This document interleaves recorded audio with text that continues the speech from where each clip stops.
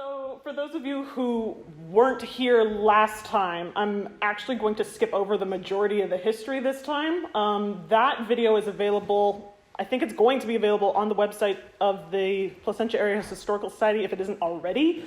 But if you're here for history, dates, and the misadventures of the colonists, then that was last time. This time, I'm here to talk about stratigraphy and the law of superposition at Fort Louis and how the layers that are left behind that include the artifacts are actually still in motion to keep things moving at the fort.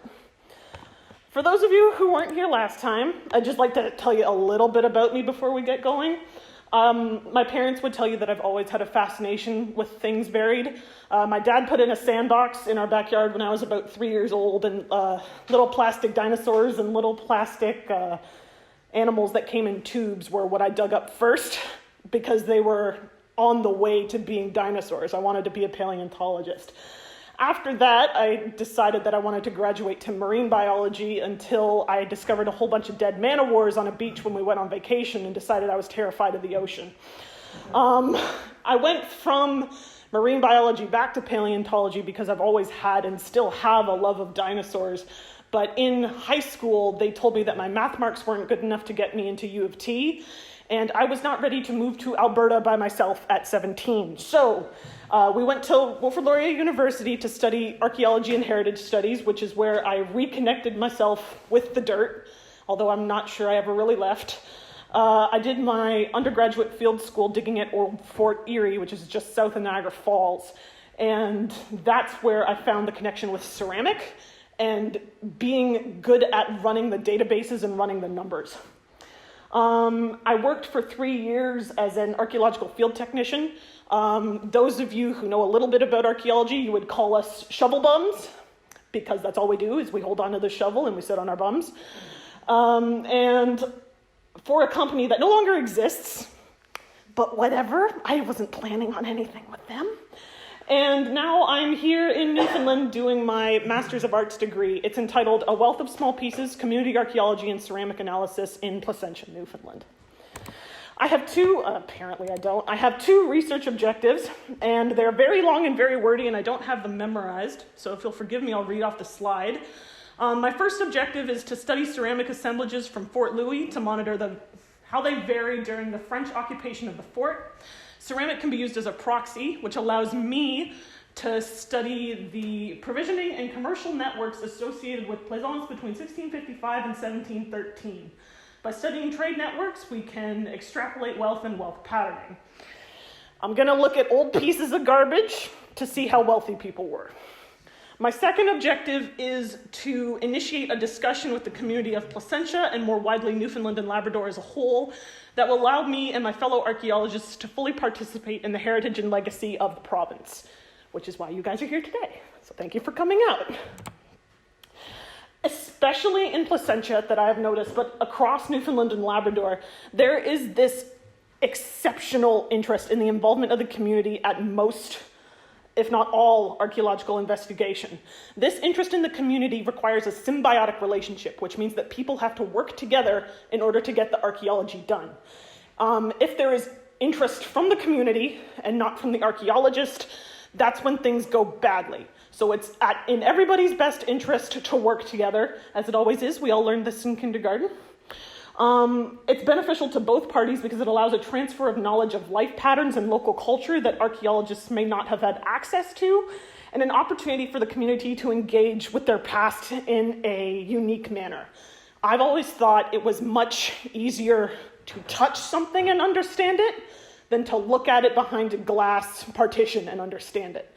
So if I can hand you a piece of ceramic that's 400 years old, tell you how that's made, who made it, where it came from, you will leave with that information retained because you were able to hold on to it, you were able to touch it, you were able to feel it. That piece of history is tactile and it is in your hands. This presentation in particular is built on a series of questions that I received from people while I was here in St. Luke's doing my community outreach. If you came in, you saw all my little tiny pieces on the table and everything that I was doing with those little tiny pieces, which usually involved pulling out my hair and crying, but that's okay, we'll move on from that.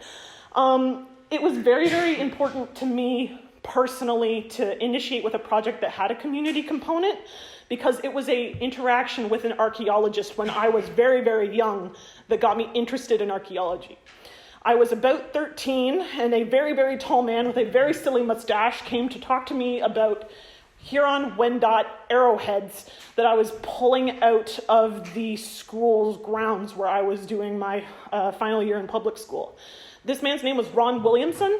He's responsible for the excavation of the largest Huron-Wendat site in Ontario, if not in all of Canada. That is the Mantle site, if you're interested. It is now called the Saint-Jean-Baptiste-Lenné site.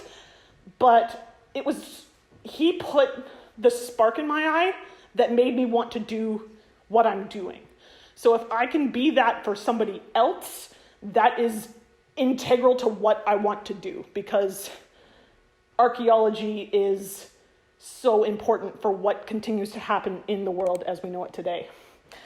The last time I was here, I was trying to help you guys build an understanding not just of how ceramic got here, but how it functioned within the shared spaces in Placentia across a period of time.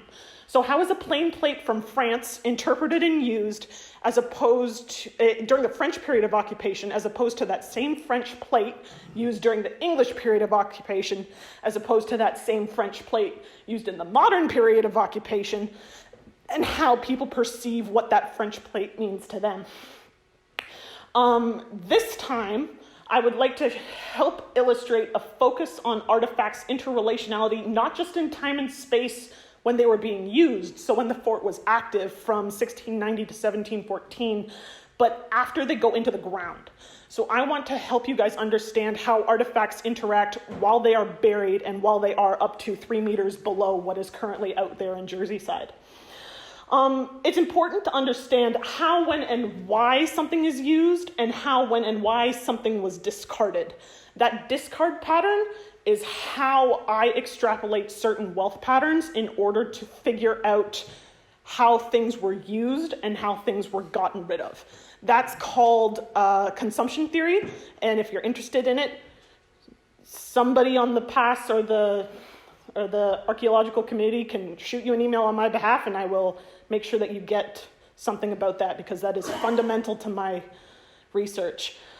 When a locale like Fort Louis is used for hundreds and hundreds of years, those discard patterns form depositional layers. So you have your very oldest layer, and then another layer, and then another layer, and then another layer, and all the way up until we hit that modern baseball diamond that's all the way up there. Do I have something clever to say about this slide? No, I do not. Okay, we're going to move on. So we just talked about layers. In this slide on the far right, does anybody have a guess of how many layers are in that picture, from bottom to top? Just go ahead and shout it out. 6. 6 is a good guess. 6 is a good guess. Most people I spoke to when I was here guessed anywhere between 5 and 10. I personally see 12. The archaeologist that excavated sees 15. That is based entirely on distinctions in color, texture, and inclusion typology. So what color are the rocks? What shape are the rocks? What color is the dirt? What particulate is available within the dirt? You might think this is a lot, and I won't lie to you, it is. But because archaeology is a destructive science and archaeological sites are non-renewable resources, we are encouraged from the very beginning of our undergrads to almost, the slide says obsessive note-taking. I would argue obsessive-compulsive note-taking, and that is encouraged in us from the very, very beginning, because anytime we pull trowel across soil, we're destroying something. So we note color, we note texture, we note, the one that I get and people make fun of me for is smell, but I will tell you that different soils smell differently, and that is how I remember sites, because dirt smells. Once you dig something, you can't dig it up again.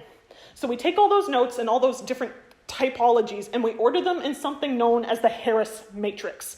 This is I would argue it's the field standard for the past 30 or 40 years, conceptualized by a man named Dr. Edward Harris, who, if you must know, is my archaeology grandfather.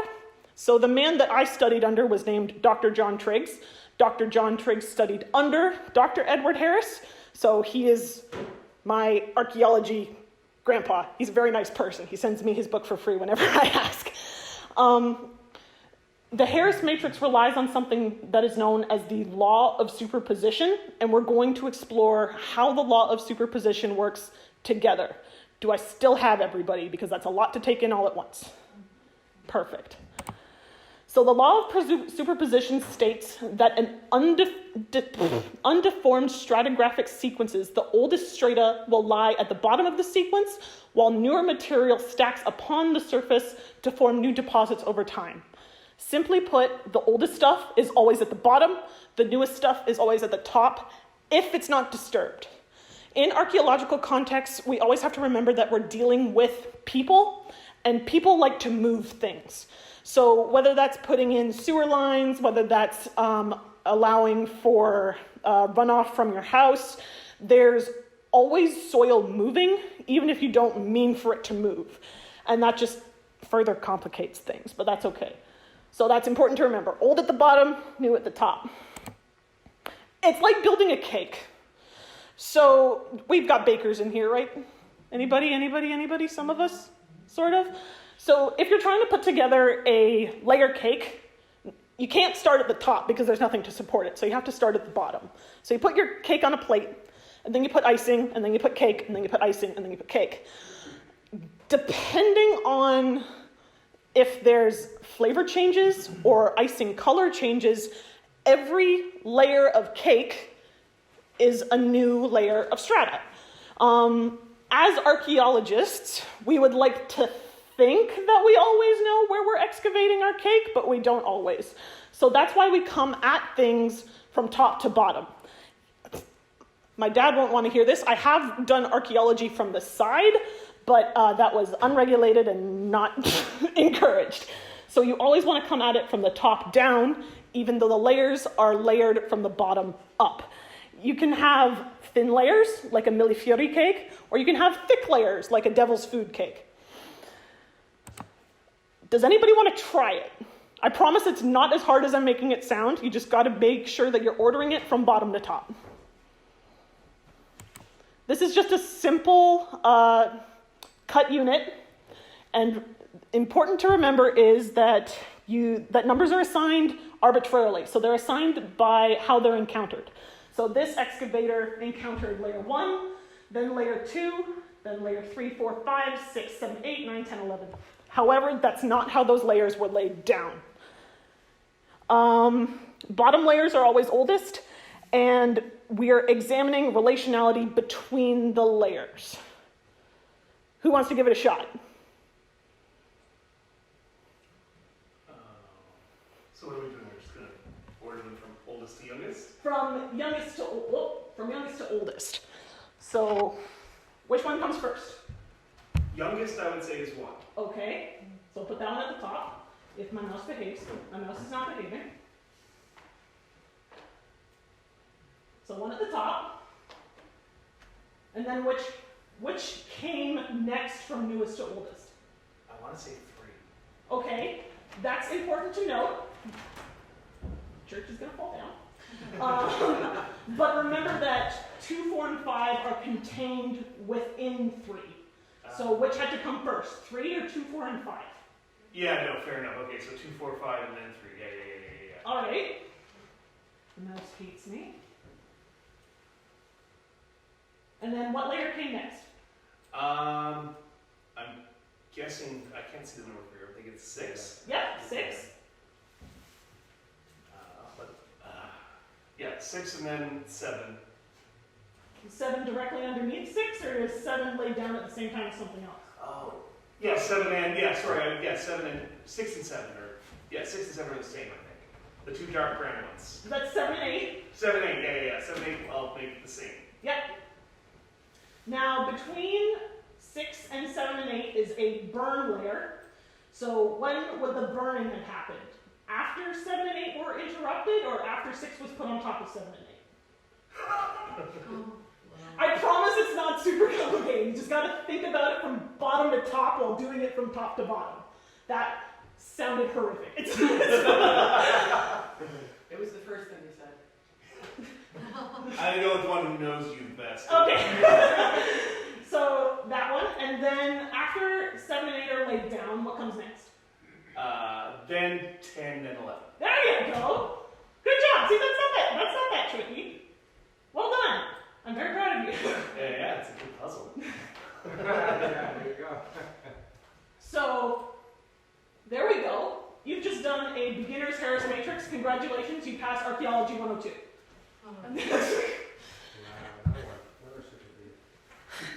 However, I will tell you that the Harris matrix at Fort Louis looks like this. Oh, God. There's 330 plus identified layers organized to show interrelationality between layers across 5 archaeologists and 10 years of excavation, anywhere from 10 to 20 years in the past. This took me 3 months to do and probably took 3 months off my life. So I will send this to James and to Chris so they can blow that up for when it's online, because you can't see all my pretty numbers in there. So we have some archaeological ups. We have things that are going great for us. We have things that are going awesome for us. We have a Harris matrix. This is our beginning point. This is our standing point. What our Harris matrix provides is a vertical timeline based on the based not on the historical record, but on the excavated archaeological record. So this is the oldest, this is the newest, and it's going this way. So it's going from bottom to top. If you want to make a more conventional timeline, you're gonna flip it 90 degrees and have oldest to newest. This means that we can assign years to deposits based on artifact typology. So if I have a certain kind of ceramic in a certain spot, let's say in layer 321, I know based on all the ceramic papers that have ever been written that this piece of ceramic is from 1680. So any layer that is below 321 must be older than 1680. So we have a timeline from bottom to top. This means that we no longer need to rely strictly on historical documents, and we can now rely on the archaeology. This doesn't mean that I want to supplant what is known as Placentia's Bible. Jean-Paul Proulx writes these fantastic historical documents that have done nothing but aid me and many researchers before me. What I want to do now is supplement it, because history is written by the victors. Archaeology is about what survives. It's a visual tool for researchers who can build data clouds through the matrix for statistical analysis, which is what my entire degree is going to be based on. I'm going to use this and do math. Please help me if you know what you're doing. And it also serves as a standardized framework for any additional researchers that come after me. So somebody 10 years from now who wants to look at pipe typology or glass typology can do the exact same thing that I do with that piece of ceramic and say, oh, they make cylinder glass in drop spools in 1730. Up here in layer, I think that's supposed to be 254. So anything below 254, they're not making glass on a drop spindle. It's a tool, and I really hope it helps. We do have some archaeological downs, which is unfortunate, but I'm learning to manage my expectations. So we actually have a lack of uniform sterility across all excavations due to the omnipresence of the ocean. If you've been over to Jersey side, that entire baseball diamond is actually raised up 2 meters from what would have been there when the French were there. When the British come in 1740, they raise the entire thing up because they look around and see that the French fort has been washed away, or nearly washed away at least twice. They go, what the heck were they thinking? And they build the new fort on top of Fort Louis. In the 60s, I think it might have been earlier than that, when they put the baseball diamond in, they raise everything up and level it to make it even higher so the baseball diamond drains. While this is helpful to me because it preserves everything below it, that just means that all of my archaeology occurs from about here down. And you can see that there is a lot of stuff above that. And for my intents and purposes, this is all essentially junk data. And I want to try and get below it to access the French data. Not everybody gets down to sterile soil. So sterile soil means that there's no artifacts in it. Not everybody gets down there because of the tide. If you're ever talking to Matt Simmons, who excavates from, he excavates in 2010 anyway, and does a couple years before that. If you're ever talking to him, you can ask him about his budget, because the budget didn't go to him, it didn't go to his workers. The majority of the money spent was spent to power the pumps to keep the water out of the way.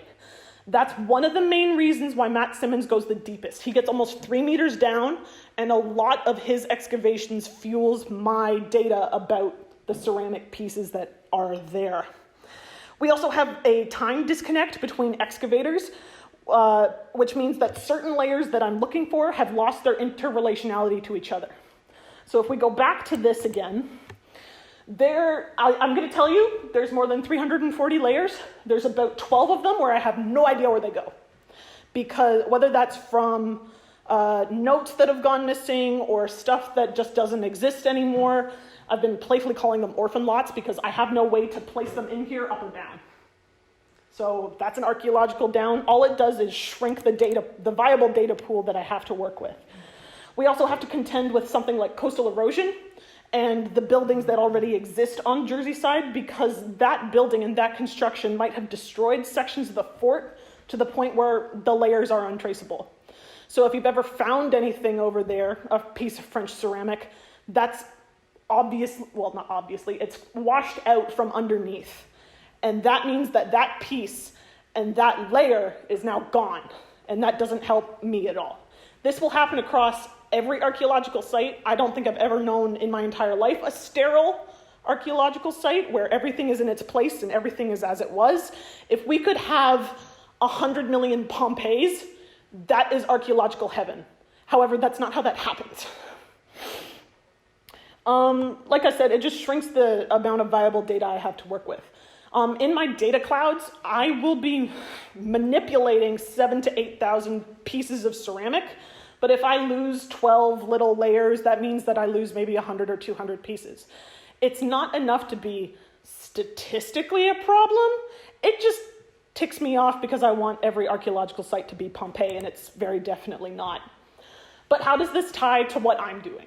If you were here last time, you heard all about a wealth of small pieces. You heard all about my preliminary research. And now we're going to talk data and how I can use data to prove my point. Again, if you were here last time, you remember this. These are my 5 F's of ceramic analysis. They are form, from, function, fragility, and faience. And using these things in conjunction, we can extrapolate cost and or perceived cost. So, by using these 5 things, we can ascribe 5 points of data to a specific ceramic piece and use that to build 2-dimensional models, 3-dimensional models, and something that's known as a multi-dimensional model, which I'm still trying to wrap my head around, so I'll try and explain it as best as I can. If we use the Harris matrix in a 2-dimensional model, this means that the Harris matrix acts as a roadmap to the patterns of the site. So it's a point-to-point comparison. I can compare lot 106 and lot 222 specifically by arranging typologies in stacked bar graphs. So I can compare Portuguese redware and whiteware and Saintonge, and I can compare that across the entire site in 2 dimensions. You can also use this to extrapolate English versus French versus modern usage of the site and the land, and how that usage has changed from the bottom of the matrix, where it's the oldest, to the top, where it's the newest. Because there is ceramic that pops up on the top. I've got a piece in my car. It happily has the Atlantic Marine logo on it, but it's still ceramic. So into the record it goes. I talked about the bar graphs. So by using the 5 F's in the stacked bar graphs. This will allow for inter-event comparison in vessel place of origin, form, function, fragility, and level of decoration, which can be used as a framework to indicate wealth up and down. Do I still have everybody? Mostly, okay. So without the Harris matrix to guide this comparison turns into nothing. It's just a bunch of pretty colors in a rectangle. That's why we had to spend 3 months making the scary, scary roadmap.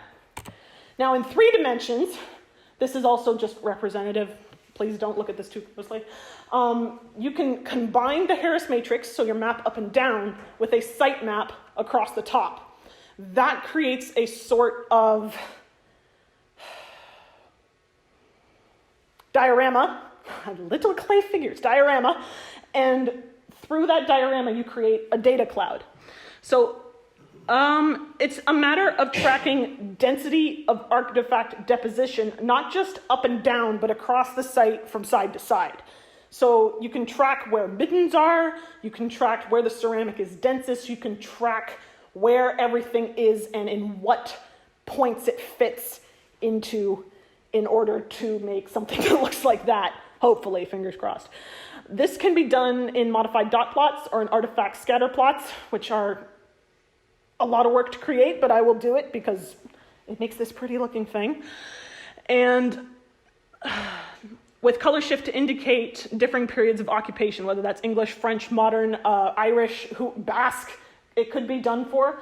Mine will largely focus on French occupation because my supervisors told me, you need to pick. There's 100,000 pieces available. Pick a certain year. And I'm like, but I want all of it. And they said, no. It's like, okay, fine. If density is indicative of middens, which I think it is based on how things appear in the databases and in the ceramic in my hand, then that just means it'll be helpful in comparing patterns of discard and helpful in determining how long artifacts were held onto. So if you have a piece of ceramic, say for 10 years, and you get a little chip in it, whatever, it's just a little chip, you can continue to use it as a vessel. If that little chip becomes a crack, it's a question of when you get rid of it. Are you holding on to it because it's an heirloom? Are you holding on to it because it came from 3,000 kilometers in the other direction? Or are you getting rid of it because it's something that just exists in the colony and you know you can replace it with another one? How long are you holding on to it? It depends on what layer it is in the midden. So the middens have layers and everything else is in layers. And it's it gets more complicated than it sounds. No, it gets less complicated than it sounds when you compare it back to the Harris matrix. That Harris matrix is your roadmap to the entire site. Now, if I didn't lose you on the 3-dimensional model, I'm going to try really hard not to lose you on the multi-dimensional model because this is a new concept for me. So we talked about cubes and in comparing cubes across the site, as the site is one giant cube. This allows for interpretation of data in between data points. That's called metadata. So I can look at all my ceramic, all laid out very nice on a table, and see that there is a pattern of wealth expression. Of course, the ugly stuff is down at the bottom. There's an emergence of beautiful stuff, beautiful hand-painted stuff, and then it dissipates, it trickles off again. I can see that. The math won't prove that. The math proves that in intersections of data that I can only really represent in abstract ways that don't really make sense. The math will talk. I can't explain the math very well. I told you I didn't get to go to paleontology because my math wasn't good enough. So I have a couple buddies that'll help me do this. Hopefully, fingers crossed. This will be able to prove concepts of wealth patterning that I can see, but I can't just throw at because it's a matter of proving the interpretation. That's what makes archaeology science. By ascribing points of value to each of the 5 Fs, and by ascribing those points of value to a ceramic piece, we can create metadata, and that metadata will be able to illuminate the methods of wealth that I can only explain to you on pictures. So, conclusions and next steps. I get to play with a database. Sure, that'll be fun. I get to play with a database, and I get to refurbish a database. I'm also going to work toward building and understanding how all three models express data and how all those models express data differently. I would like to ensure the models are saying what I want them to say and saving my opinions, of which I have several, for interpretation. I'm still struggling, and my supervisors will tell you that I struggle to walk the line between academia and comedy performance, because I get up here and I'm nervous and I want to make people laugh. So I get up here and it's like, well, let's just talk goofy talk. And it's like, no, you got to make them understand. And it's like, okay, we'll make them understand, hopefully. And that language, that ability to work back and forth with people will continue to cultivate that symbiotic relationship that I spoke about in the beginning. That isn't just a symbiotic relationship for me, it's a symbiotic relationship for the person that comes after me. Because I can tell you here and now, there will be more archaeology here. There has to be. This place is so culturally dense. There is so much here that I'm amazed that nothing's being done with it and it's sitting in a box. So there will be people that come after me. I am the first of many. But until then, it's not goodbye. It's until next time. All the community has to do is say, yo, come back and talk to us. I will be happy to come back and talk to you. Fall fairs, job fairs, how-to archaeologist. I will happily come and do it. You just got to give me about 3 weeks' notice. I would like to extend special thanks to the Placentia Area Historical Society and the Placentia Area Archaeological Committee. I came 3,000 miles by myself with my cat. And when I landed here, I was able to find a place to call home. And it wasn't just like a home away from home. The entire community opened their arms to welcome me. And that is so important for especially a very young female researcher who is a very, very long way from home, to know that she is welcome and her opinion is valued and that she has something to something to contribute to the community at large. I would like to acknowledge that I am funded by the Institute for Social and Economic Research, also known as ICER, and the J.R. Smallwood Foundation. My supervisors are Dr. Catherine Lazier and Dr. Barry Galton. They have been and continue to be exceptionally helpful and exceedingly patient with me. There are a handful of individual people, some of whom are here today, who I know I couldn't do this without. You know who you are, and I really do thank you from the bottom of my heart. Ladies and gentlemen, my parents are here today.